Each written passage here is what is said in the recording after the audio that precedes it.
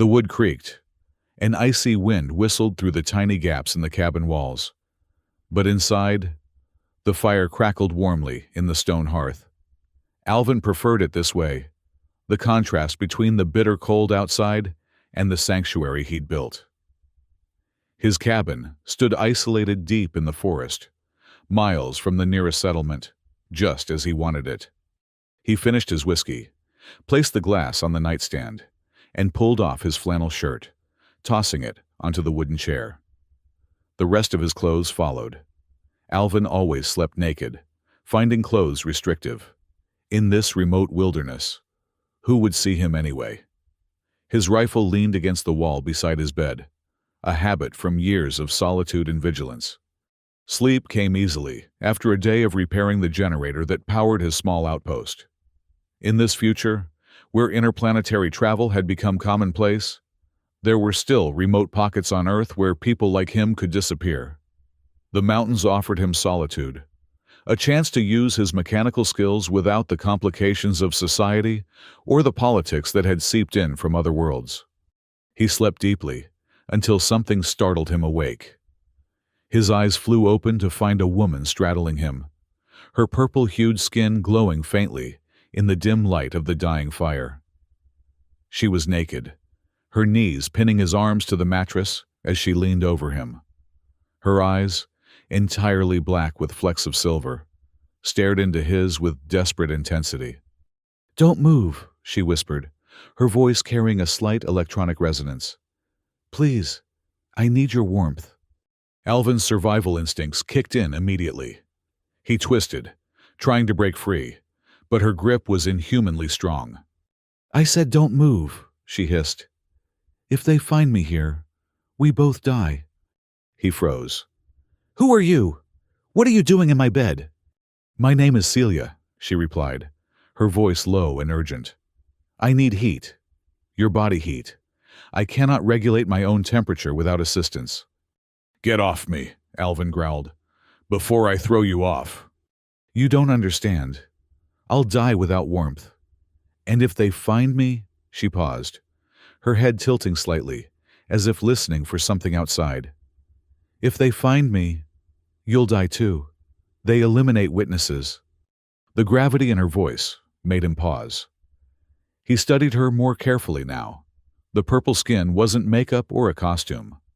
The silver markings along her shoulders and back weren't tattoos, but seemed to be embedded in her skin. Her internal body temperature was unnaturally cold against his chest. "You're not human," he stated flatly. "No, I'm not."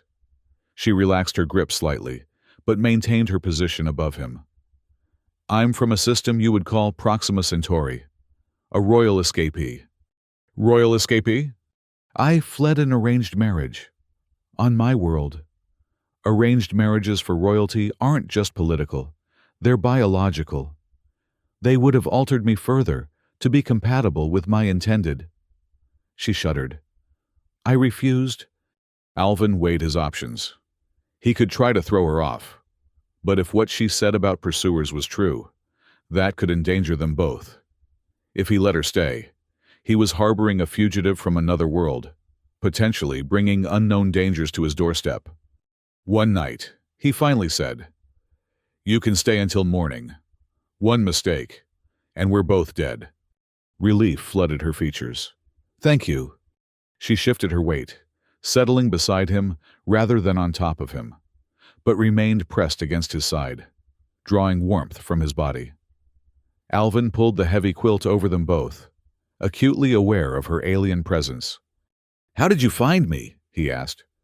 "I detected minimal technology signatures. I needed somewhere isolated but with enough heat to sustain me. When I landed, I had to abandon my thermal regulation suit. It was sending tracking signals." "So you crashed a spaceship near my cabin and decided I'd be your personal heater." "I didn't crash," she corrected, a hint of pride in her voice. "I executed a controlled descent in a single-person escape pod. And yes, essentially, you are my heat source now." Despite himself, Alvin almost smiled at her matter-of-fact tone. "You're honest, at least." They lay in silence for a while. Alvin could feel her monitoring his breathing, studying his reactions. He remained vigilant, analyzing her every movement for signs of threat, while trying to understand what she really was. "Sleep," she whispered. "I'll watch for danger." "Like hell I will," he muttered. But exhaustion was creeping back.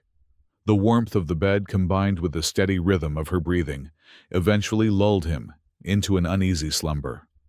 When he woke, sunlight was streaming through the cabin windows. Celia was still beside him, eyes open, unblinking.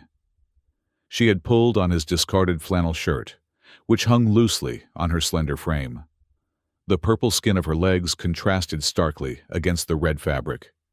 "Have you been watching me all night?" he asked, sitting up and reaching for his pants. "Yes," she answered simply. "Your breathing patterns are fascinating. You enter REM sleep very quickly for a human." Alvin felt distinctly uncomfortable being studied like a specimen. "How long were you going to let me sleep?" "Until you woke naturally. I've been monitoring the perimeter. No sign of trackers yet, but they'll come." He pulled on his clothes and moved to stoke the fire.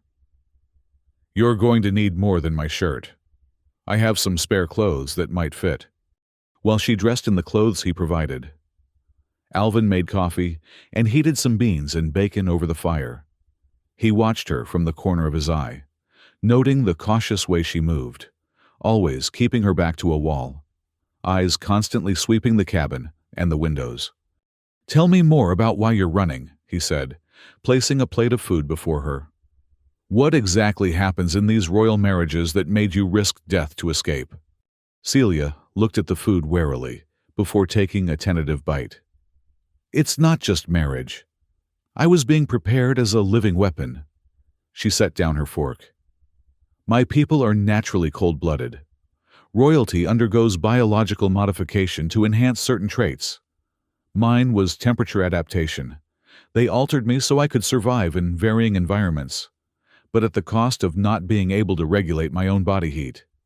"Hence the thermal suit," Alvin nodded. "Yes. The marriage was to an ambassador from a hot desert world. I would have been further modified to become a spy and eventual assassin, used to eliminate political rivals." Her voice remained steady, but her hands trembled slightly. "I'd lose what little autonomy I have left, become nothing but a tool." "So you destroyed the suit, knowing you'd be dependent on finding other heat sources?" "Better dependent than enslaved," she said firmly. Alvin understood that sentiment all too well. He'd chosen this isolated life to escape his own past, though his demons were far more terrestrial. "How long before your people find you?" "They'll have tracked the pod's trajectory by now. Ground forces could arrive as early as today." As if on cue, Alvin noticed movement through the window. He motioned for silence and moved to check. Outside, he spotted large boot prints in the snow that hadn't been there the day before.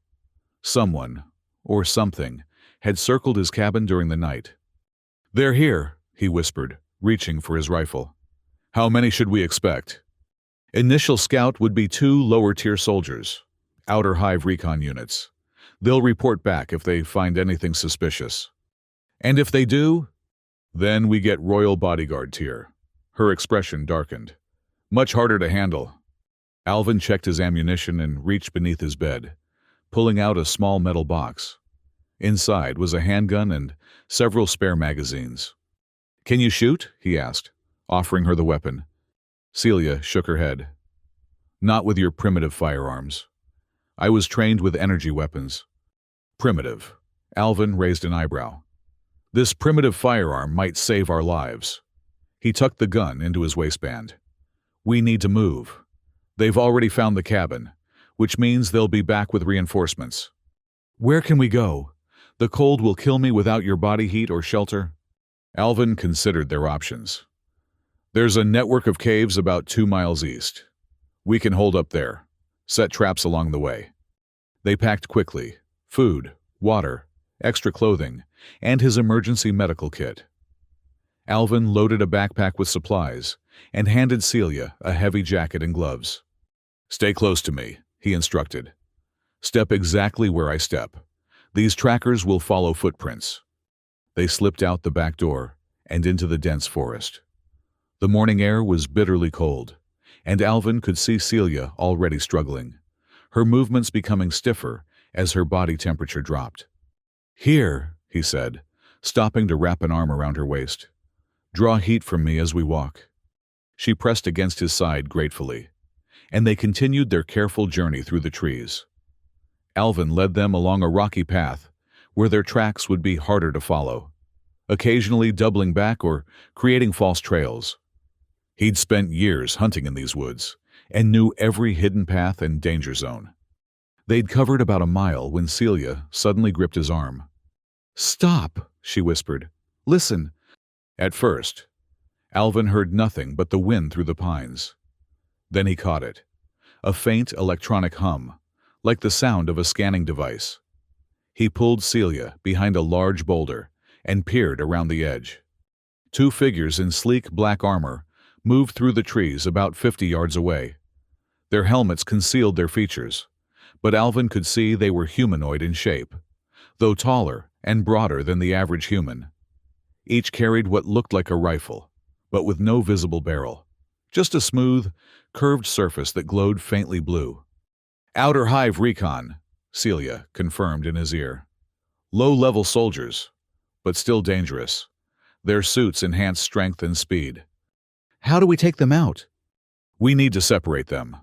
Their neural links work best when they're in proximity." Alvin thought for a moment. "I'll create a distraction. When they split up, you take the one that comes this way. I'll circle around for the other." Celia nodded. "I'll need a weapon." Alvin pulled a long hunting knife from his boot and handed it to her. "Best I can offer." "It will do," she said, testing the blade's weight. "When they're down, we need to disable their communication modules, located at the base of the neck in their armor." Alvin picked up a rock and threw it far to their right. The clatter echoed through the trees. The soldiers immediately halted. Then one gestured to the other. They separated, just as he'd hoped, one heading toward the sound, the other continuing on their original path, which would bring them right past Alvin and Celia's position.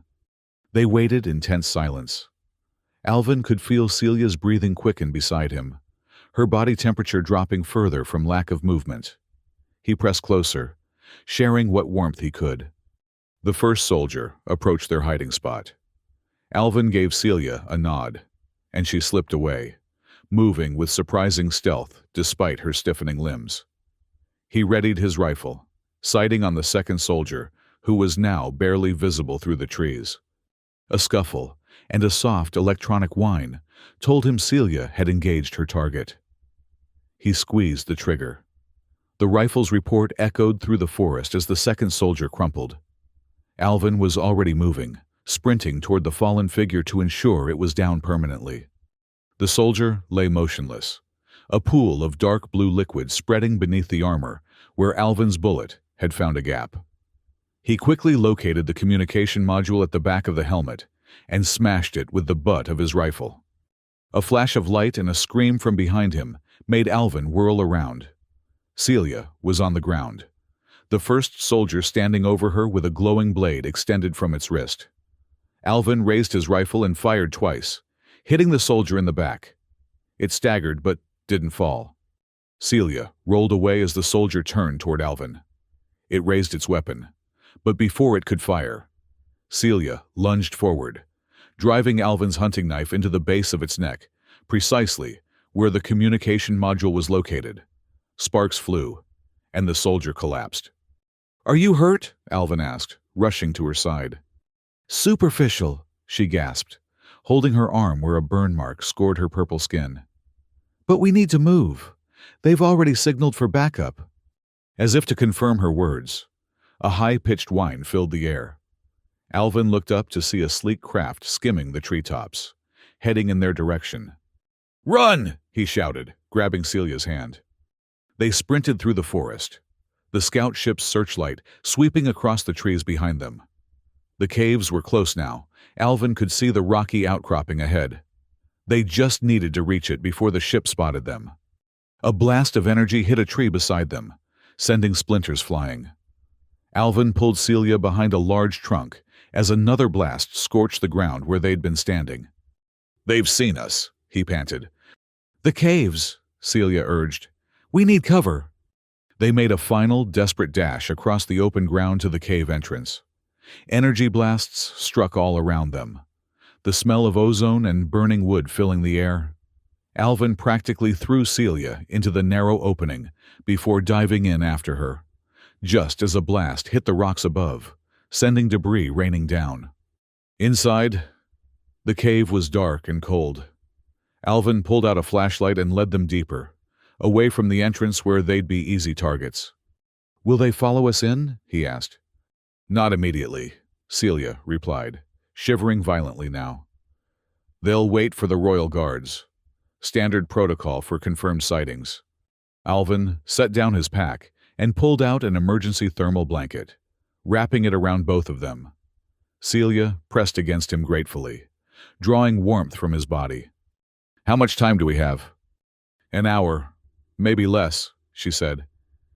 "The royal guards will have more advanced tracking capabilities, thermal vision, motion sensors."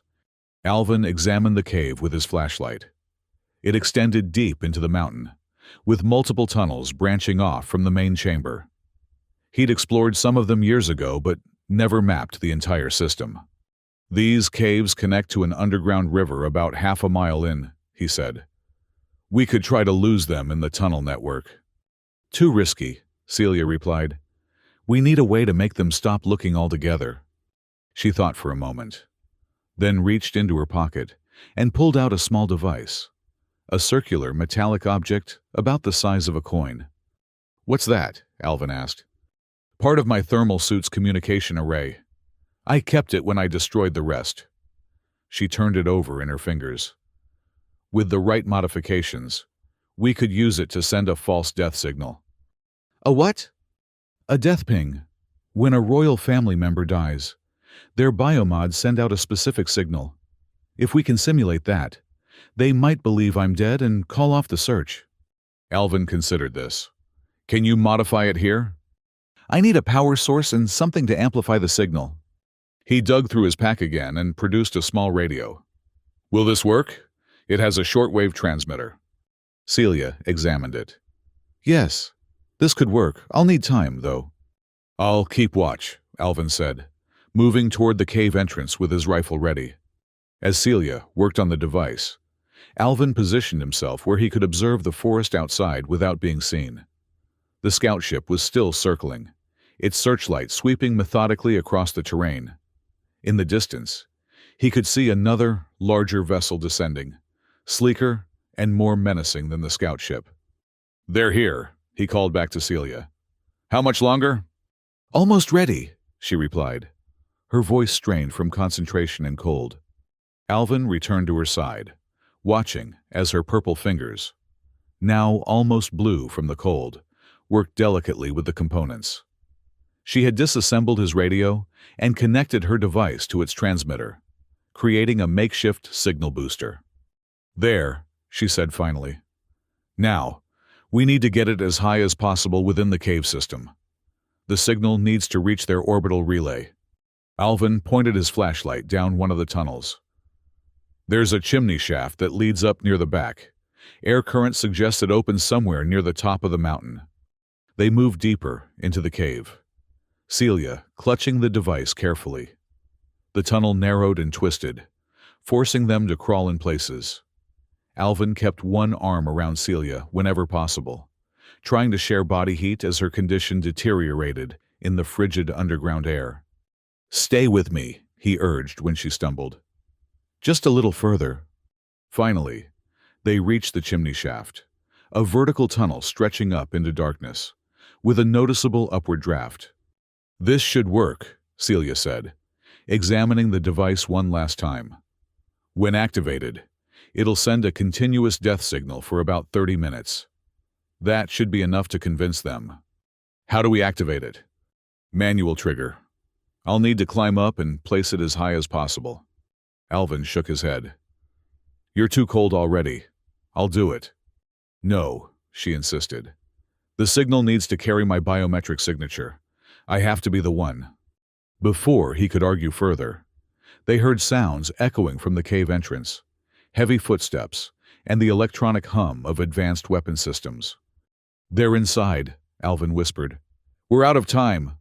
Celia pressed the device into his hand. I need 30 seconds of contact to imprint my signature. Then you climb. I'll hold them off. With what? You can barely stand. She smiled grimly. I'm still a royal weapon, remember? They made sure of that. As she held the device, Alvin saw the silver markings on her skin begin to glow faintly. The air around her hands shimmered with heat. What are you doing? Redirecting what little body heat I have left, she explained, her voice weakening. It's a defensive mechanism. Won't last long, but it might buy you enough time. The device beeped softly, and she handed it back to him. Go, now. Alvin hesitated, then quickly kissed her cold lips. Stay alive.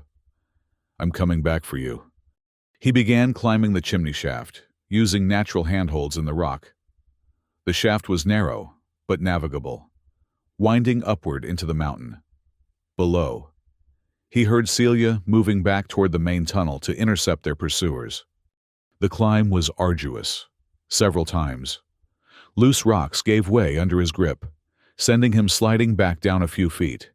His muscles burned with exertion, but he pushed on, thinking of Celia below, facing unknown dangers with what little strength she had left. Finally, he felt cold air flowing more strongly from above. The shaft widened, opening into a small chamber with a narrow fissure leading to the outside. Snow had drifted in through the opening, confirming they were near the mountain surface. Alvin placed the device as close to the fissure as possible and activated it according to Celia's instructions. A soft blue light pulsed from its center, and he felt, rather than heard, a low-frequency vibration begin. He didn't wait to see if it worked. Immediately, he began his descent, moving as quickly as he dared on the treacherous rocks. From below, he could hear the sounds of conflict, energy weapons discharging, rocks shattering, and voices shouting in a language he didn't understand. When he reached the bottom of the shaft, he sprinted back through the tunnel toward the main chamber, rifle ready. As he approached, a blinding flash of blue-white light filled the passage, followed by an agonized scream that didn't sound human. He rounded the corner to find Celia on her knees, her purple skin now ashen and her silver markings pulsing erratically. Before her lay two bodies in ornate armor, royal guards, their helmets shattered and the flesh beneath scorched black. "Celia!" he called, rushing to her side. She looked up at him, her black eyes dimming. "Did you place it?" "Yes, it's working." He lifted her into his arms. She felt like ice. "We need to warm you up, now." He carried her back to where they'd left their supplies and wrapped the thermal blanket tightly around her. It wasn't enough. Her core temperature was dangerously low. Without thinking, he stripped off his clothes and hers, then pressed his body against hers under the blanket, skin to skin. "Stay with me," he whispered. "Focus on my heartbeat. Draw heat from me." Slowly, agonizingly, he felt her begin to warm. The silver markings on her skin stopped their erratic pulsing and settled into a steady, faint glow. Her breathing, which had been shallow and rapid, gradually deepened. They lay like that for what seemed like hours, Alvin sharing his body heat and Celia gradually recovering her strength. In the distance, they heard the unmistakable sound of spacecraft engines powering up and then fading away. "They're leaving," Celia murmured against his chest. "The signal worked." "Are you sure?" "Yes. They would only retreat if they believed I was dead." She looked up at him, her black eyes now clearer. "Thank you. For everything." Alvin brushed a strand of silvery hair from her face. "We're not safe yet. There could be more coming." "No. My death signal is tied to my royal lineage. It would trigger an automatic withdrawal of all search units." She smiled weakly. As far as my people are concerned, I no longer exist. Relief washed over him, followed immediately by uncertainty. What now? Now? Celia's expression softened. Now I need to learn how to live as someone who is free. They remained in the cave until Celia had recovered enough strength to walk. The journey back to the cabin was slow and cautious, but they encountered no further signs of her pursuers. When they arrived, Alvin immediately set about rebuilding the fire to its full strength, while Celia sank gratefully into his one comfortable chair. As warmth filled the cabin once again, they finally had a moment to truly process everything that had happened. "They won't come back?" Alvin asked, still wary. "No. The death of a royal is taken as absolute. They'll report to my family that I died during the escape attempt." A shadow crossed her face. "They'll mourn politically, not personally." "And what about you? What will you do now?" Celia looked around the small cabin. "I don't know. I've never been free before. Never had to decide my own fate." She met his gaze. "What would you suggest?" Alvin sat across from her, considering. His life of solitude had been deliberate, a choice made after years of disappointment and betrayal. Yet in just 2 days, this alien woman had disrupted everything, and surprisingly, he didn't mind. "You could stay," he found himself saying. "At least until you figure things out. You'll need to adapt to Earth, learn our ways." "I would still need your heat," she reminded him. "Without my thermal suit, I remain dependent." "We could build you something," he suggested. "I'm good with machinery. Maybe design a new regulation suit that can't be tracked." Celia shook her head. "Even if you could, I wouldn't want it. The suit was another form of control." She leaned forward, her eyes intense. "When I'm near you, I feel warm for the first time in my life. Not just physically. I don't want to replace that with technology again." The implication hung in the air between them. Alvin had spent years avoiding connection, and now this woman, this alien, was offering something he'd convinced himself he didn't need. "It won't be easy," he warned.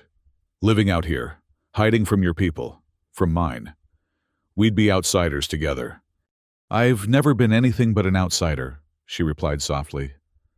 "At least here. I'd be an outsider by choice, not by design." That evening, they worked together to remove all traces of the alien presence around the cabin. They burned the remains of Celia's escape pod and the fragments of her thermal suit in a large bonfire, watching as the advanced technology crumbled to ash. They buried the tracking devices Alvin had found near his property, deep enough that their signals would be lost in the Earth's natural radiation. As night fell, they returned to the cabin. Alvin added wood to the fire, while Celia prepared a simple meal from his stores. They ate in comfortable silence, both still processing the reality of their new arrangement. When it was time for sleep, there was no question of separate beds. Celia needed his warmth to survive, and after everything they'd been through, the intimacy seemed natural. They lay together under the heavy quilt, her cooler body pressed against his warmer one, finding a balance that sustained them both. "Tell me about your world," Alvin said as they lay in the darkness. "Not the politics or the technology. Tell me about its beauty." Celia was quiet for a moment. "There are floating islands," she finally said. "Massive chunks of crystal and earth that hover in the stratosphere, held aloft by magnetic fields. When sunlight hits them at dawn, they cast rainbow shadows across the land." Her voice grew wistful. "I used to watch them from my chamber window. It was the only freedom I had, to imagine walking among those islands someday." "Maybe someday you will," Alvin said, "when it's safe." "No," she replied firmly. "I've left that world behind. This is my home now." She hesitated, then added, "If you'll have me."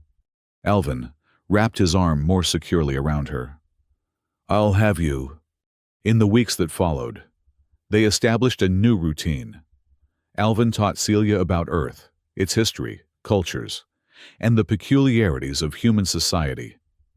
She learned quickly, absorbing information with an intensity that reminded him she was bred for intelligence as well as other abilities. They reinforced the cabin, adding security measures that would alert them to any unusual presence. Alvin installed solar panels and a more efficient heating system to ensure Celia would always have warmth, even if something happened to him. Together, they explored the surrounding wilderness, Alvin showing her the beauty of Earth's natural landscapes while always staying vigilant. At night, they shared his bed out of necessity at first, but increasingly out of desire. The connection between them deepened beyond their unusual circumstances. In Celia, Alvin found someone who understood isolation and the yearning for autonomy. In Alvin, Celia discovered gentleness and patience she'd never known in her royal upbringing. 6 months after her arrival, they stood together on the cabin porch, watching a meteor shower streak across the night sky. Celia leaned against Alvin, drawing warmth from him as always. But now, the gesture carried affection rather than mere survival. "Do you ever regret it?" he asked. "Giving up everything to come here?" Celia looked up at the stars. "I gave up a prison for freedom. How could I regret that?" She turned to face him. "Do you regret taking me in? Changing your solitary life?" Alvin thought about the man he'd been before, isolated, bitter, hiding from his own past as surely as Celia had fled hers. "No," he said honestly. "You brought the universe to my doorstep. How could I regret that?"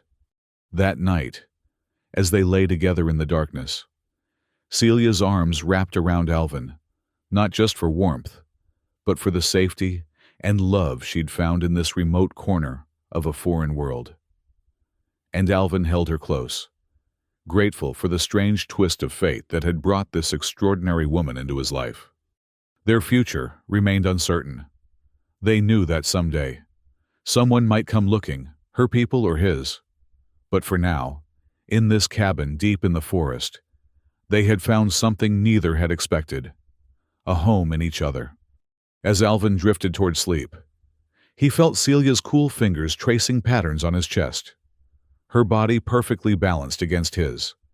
No longer alien to each other, they had created their own small universe where differences became strengths, and dependence had transformed into a chosen bond. Outside, the wind howled through the trees, and somewhere in the vast darkness of space, a royal family mourned a daughter they had never truly known. But here, in this bed, in this moment, two souls from different worlds had found something rare and precious, a connection that transcended biology, politics, and even the cold void between stars. "Sleep," Celia whispered, just as she had on that first night, but now with tenderness, rather than desperation. "I'll watch over you." And this time, Alvin closed his eyes without fear, secure in the knowledge that whatever came next, they would face it together. Two outsiders who had finally found where they belonged.